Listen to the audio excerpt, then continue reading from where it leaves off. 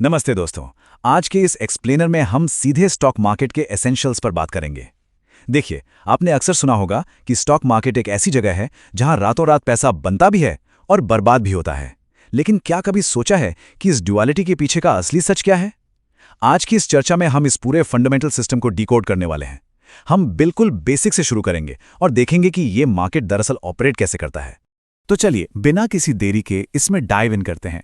सबसे बड़ा और फाउंडेशनल सवाल जो शायद हर बिगिनर के दिमाग में सबसे पहले आता है वो ये है कि आखिर ये स्टॉक मार्केट होता क्या है।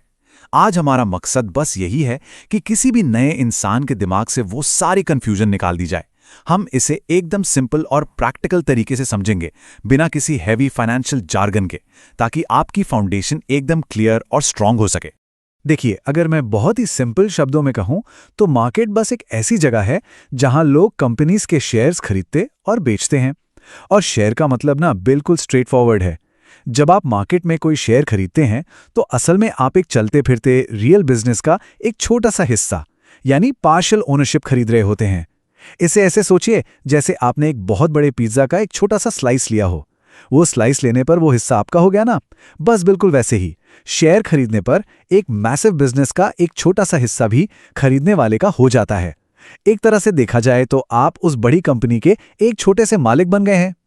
और ये पार्शियल ओनरशिप वाला कॉन्सेप्ट हमें एकदम ब्रिलियंटली समझ आता है जब हम XYZ कंपनी का ये उदाहरण देखते हैं। मान लीजिए किसी ने XYZ नाम की कंपनी के शेयर्स खरीदे हैं। अब होता क्या है कि लगाया हुआ कैपिटल सीधे उस बिजनेस की परफॉर्मेंस के साथ जुड़ जाता है।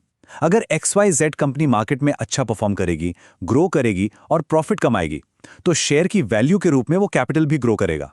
लेकिन दूसरी तरफ अगर कंपनी का परफॉर्मेंस नीचे गिरता है तो लगाया हुआ कैपिटल भी उसके साथ नीचे आएगा। ये कोई मैजिक नहीं है, बस एक बहुत ही डायरेक्ट और लॉजिकल कनेक्शन है। अब आते हैं उस सवाल पर जिसका सबको इंतजार रहता है कि भाई आखिर इसमें प्रॉफिट बनता कैसे है। तो देखिए, इसके मैकेनिक्स में दो मेन तरीके हैं। पहला और सबसे कॉमन तरीका है प्राइस का बढ़ना। जैसे मान लीजिए एक शेयर 100 रुपए में खरीदा गया और थोड़े टाइम बाद जब उसकी डिमांड बढ़ी तो उसकी वैल्यू 150 रुपए हो गई, उसे बेच दिया गया और सीधा प्रॉफिट बन गया। और दूसरा तरीका होता है डिविडेंड्स। होता क्या है कि कुछ सक्सेसफुल कंपनीज अपने कमाए हुए प्रॉफिट का एक छोटा हिस्सा रेगुलर बेसिस पर अपने शेयर होल्डर्स के साथ बांट लेती हैं। एक तरह से ये लंबे समय तक कंपनी पर भरोसा जताने वाले लोगों को रिवॉर्ड करने का तरीका है। तो ये डिविडेंड ना बिल्कुल एक सेकेंडरी बोनस इनकम की तरह काम करता है।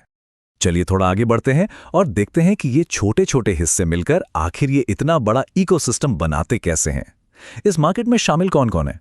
देखिए, यहां ऑर्डिनरी रिटेल ट्रेडर्स अकेले नहीं है, वो इस पूरे एनवायरनमेंट को बड़े बड़े इन्वेस्टर्स, मैसिव इंस्टीट्यूशंस, बैंक्स और म्यूचुअल फंड्स के साथ शेयर करते हैं।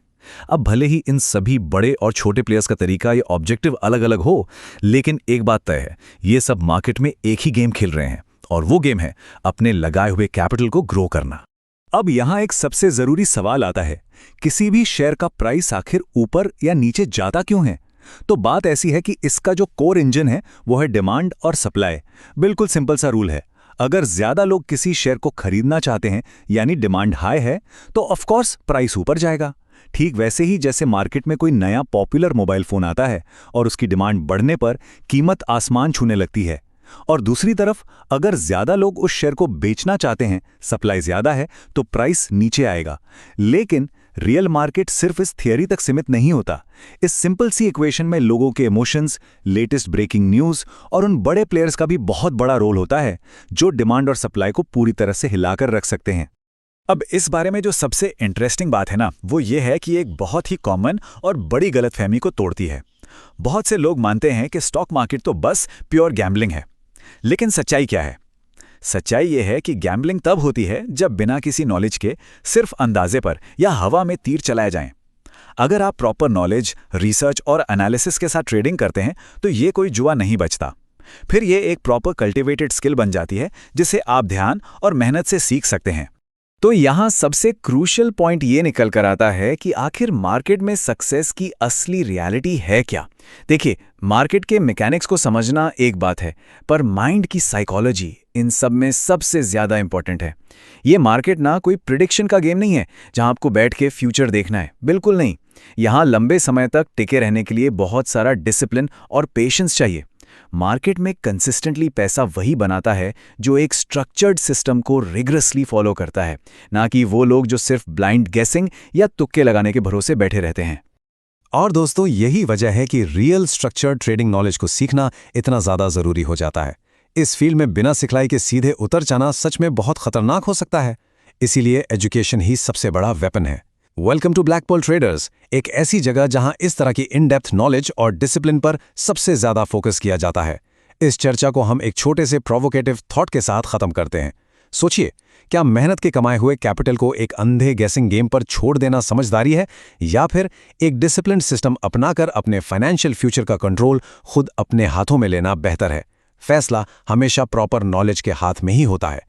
आज के इस एक्सप्लेनर में बस इतना ही। ऐसी ही एक नई और इन डेप्थ चर्चा में आपसे फिर मुलाकात होगी।